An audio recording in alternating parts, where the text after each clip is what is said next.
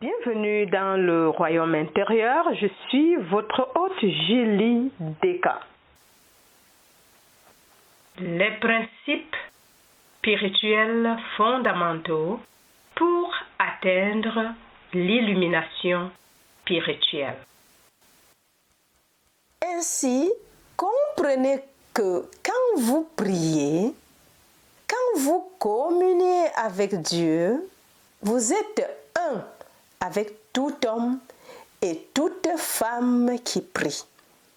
Vous êtes un avec la conscience spirituelle dans ce monde, dans les mondes qui ont été et dans les mondes qui seront.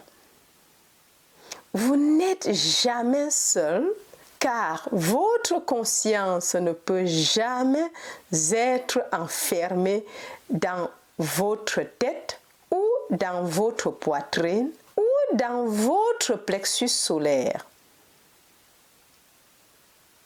Votre conscience remplit tout l'espace. C'est la nature de je.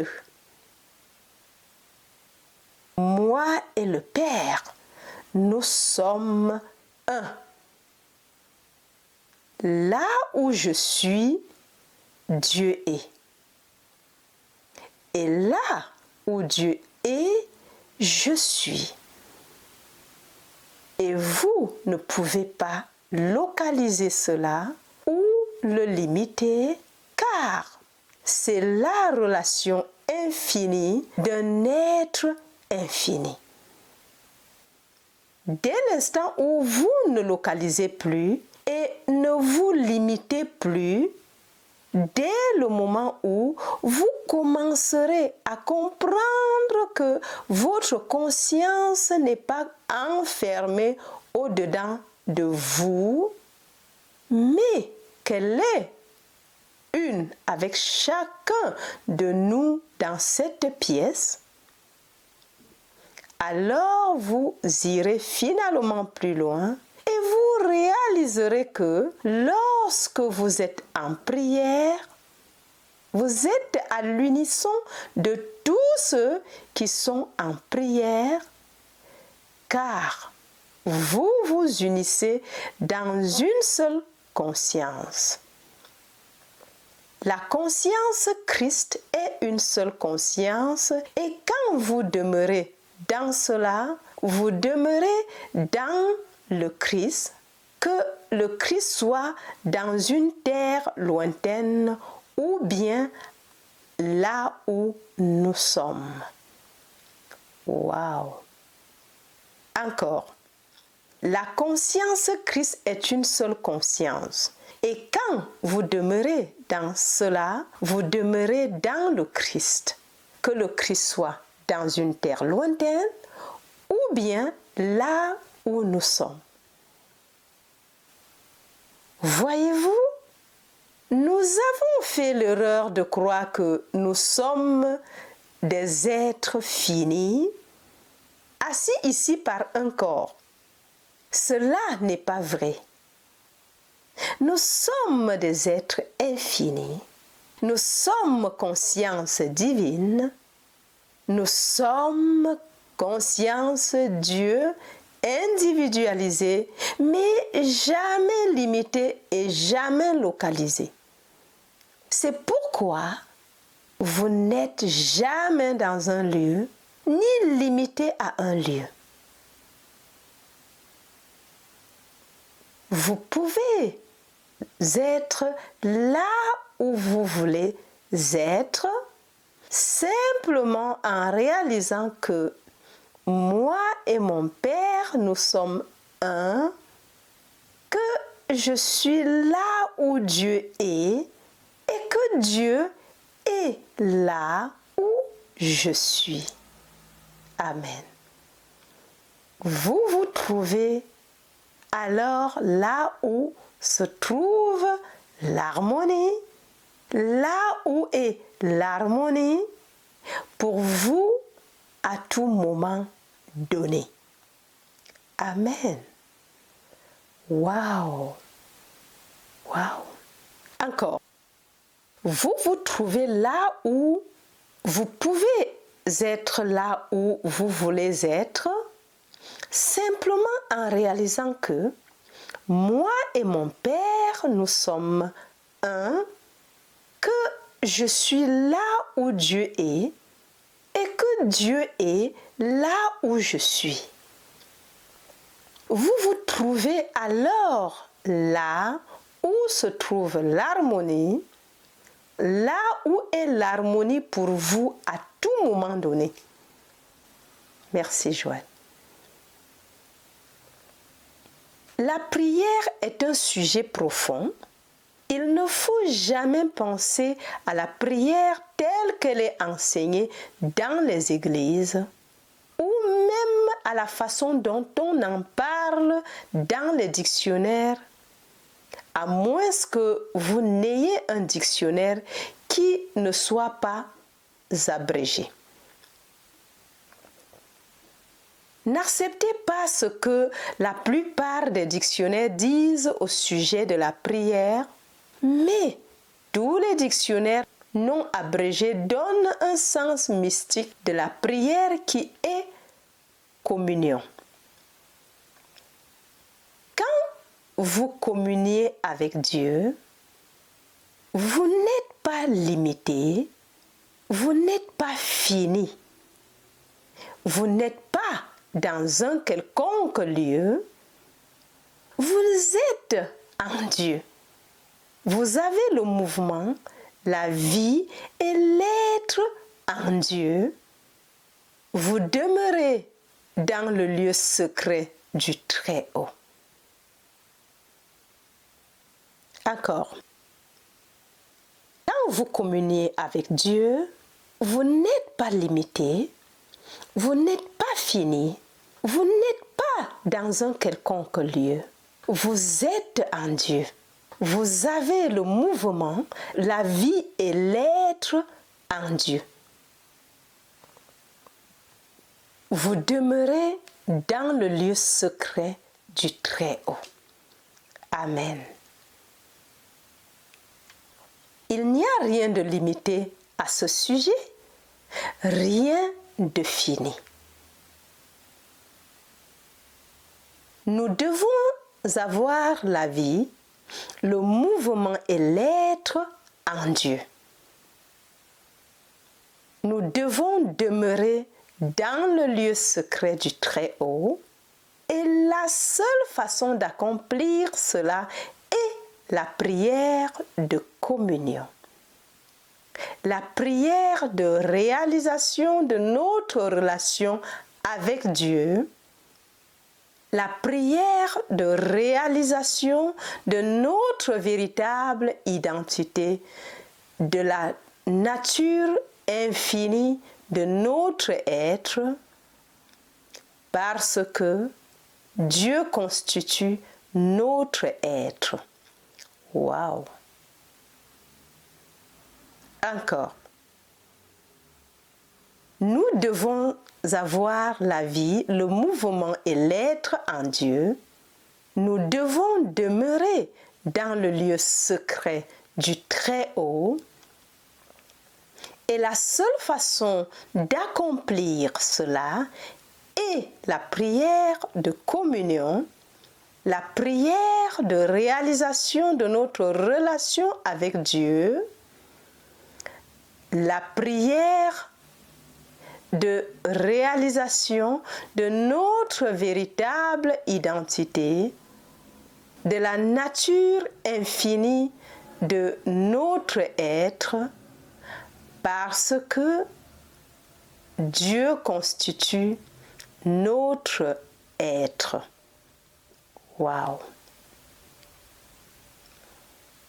Si vous voulez en savoir plus au sujet de la prière, prenez-la dans votre méditation et demandez d'être éclairé sur la prière.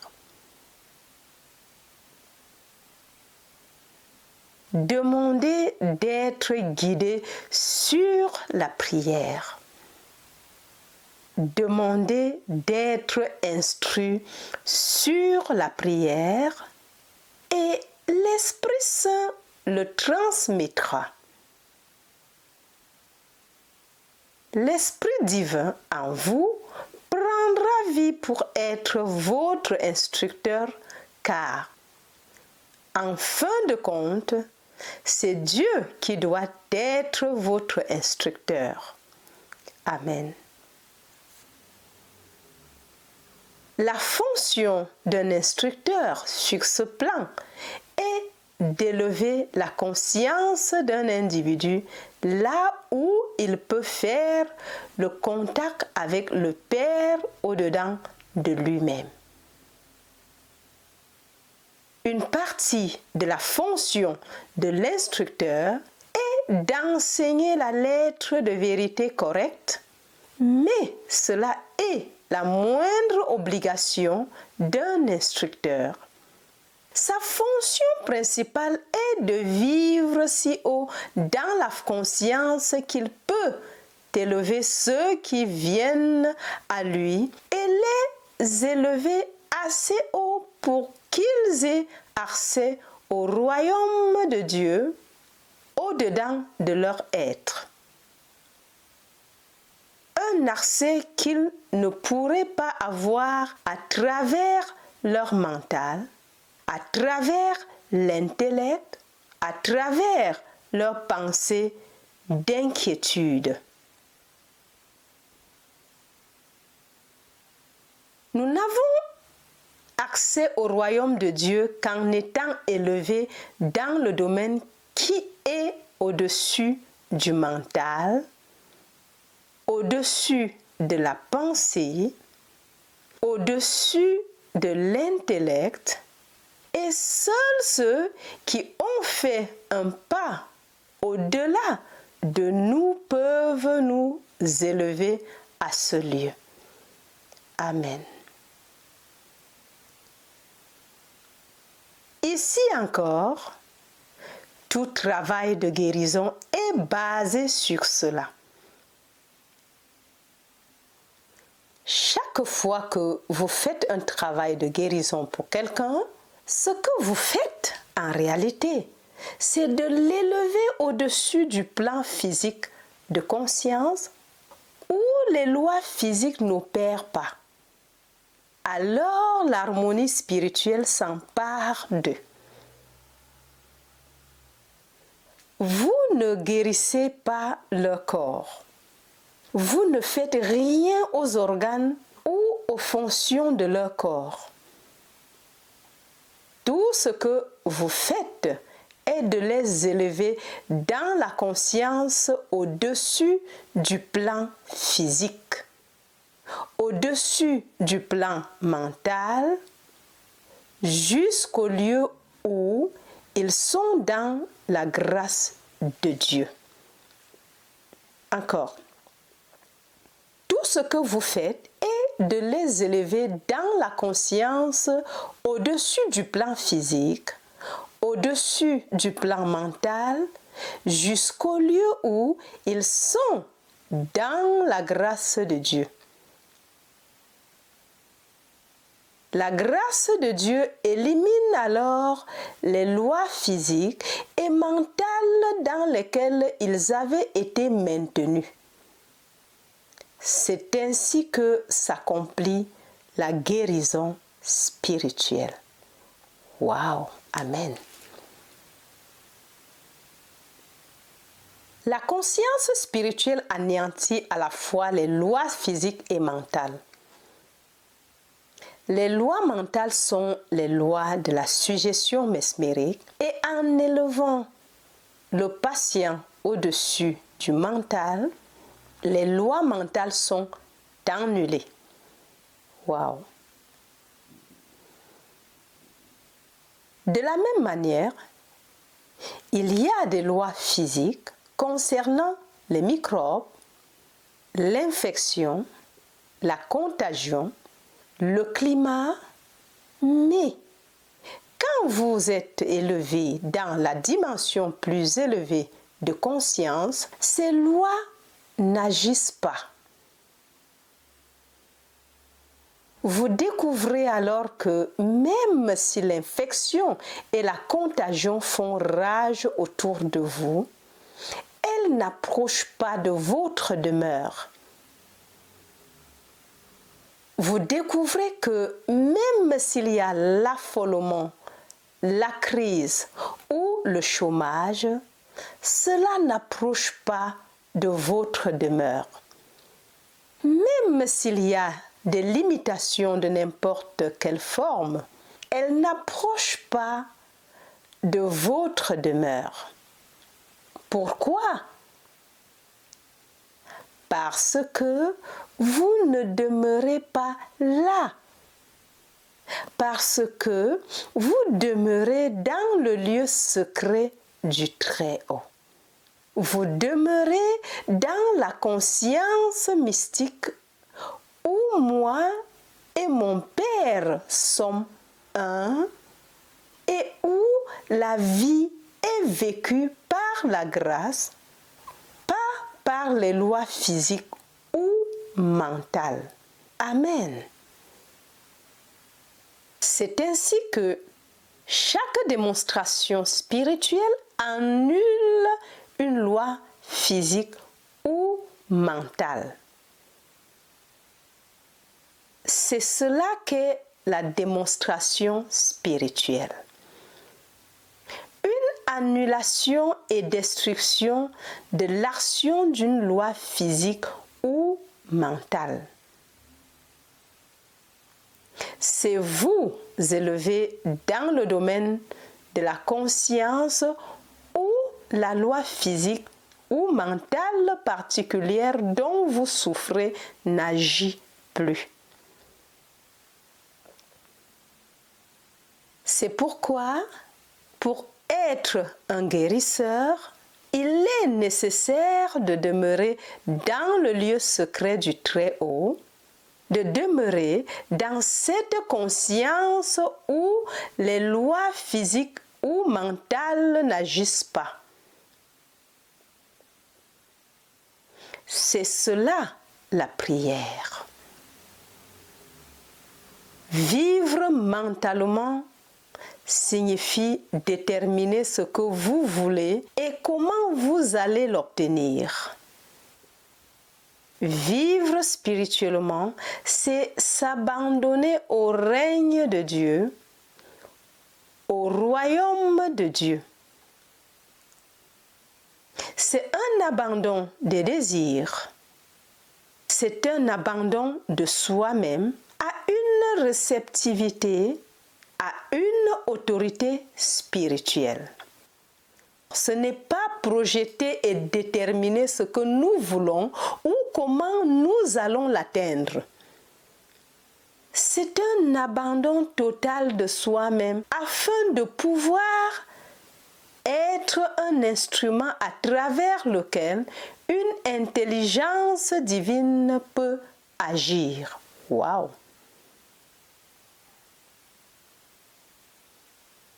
Nous arrivons ainsi à la fin de cette expérience, mais pas tout à fait à la fin, car ce qui a été commencé ici le 8 avril et qui continue va se poursuivre à San Diego, ensuite au Canada, puis en Angleterre, à Londres et à Manchester, puis à La Haye en Hollande, puis en Suisse et retour à New York en novembre.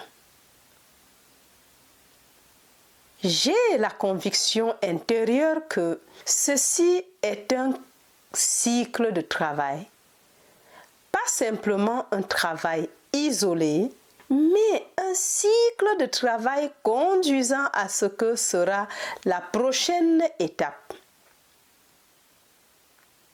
C'est pourquoi, quand cette classe a commencé, j'étais sûrement plus curieux que vous quant à ce qui allait se dévoiler et comment, parce que je savais que, quelle que serait sa nature, elle nous donnerait une indication sur la direction que nous allions prendre. Et maintenant que j'ai vu, je suis sûre que ça va être une continuité sur une échelle en constante progression, en constant approfondissement, en constant élargissement. Autrement dit, nous sommes simplement ici et nous continuons de suivre ce chemin afin d'arriver finalement à cet état de conscience qui est notre objectif. Merci. Commencez en disant que ceci était une joie pour moi et ça l'est. Merci. C'est la fin de cette classe. Merci de m'avoir écouté jusqu'à la fin. C'est une autre dimension dans laquelle nous entrons avec notre travail spirituel et surtout les bases de la guérison spirituelle ou l'autopurification. C'est important pour notre élévation spirituelle. La guérison ne consiste pas à avoir la santé, mais c'est de nettoyer notre conscience de la dualité de deux pouvoirs. Waouh! Merci Joël pour ce message qui déjà m'illumine, m'éclaire et je suis vraiment plus reconnaissante que Joël. Et je bénis toute personne qui va l'écouter, que ça ait le même effet en vous et nous aide à élever d'abord notre conscience au-dessus du mental, dans la sphère de Christ, dans le lieu secret de Dieu. Alors, si vous m'écoutez pour la première fois ou si tu m'écoutes pour la première fois, et que tu n'es pas encore abonné, fais-le dès maintenant et en le faisant, n'oublie pas d'activer la cloche de notification afin d'être avisé dès que nous aurons des prochaines publications. Et aussi, participez, comme vous pouvez partager le message tout autour de vous. Et aussi, il y a un lien PayPal sous chaque vidéo qui vous permettrait de participer à ce travail qui est en train d'être abattu pour l'élévation de la conscience. Voilà. Allez, merci. C'était Julie Descartes. Jusqu'à la prochaine. Je vous aime très très très fort. Bye bye.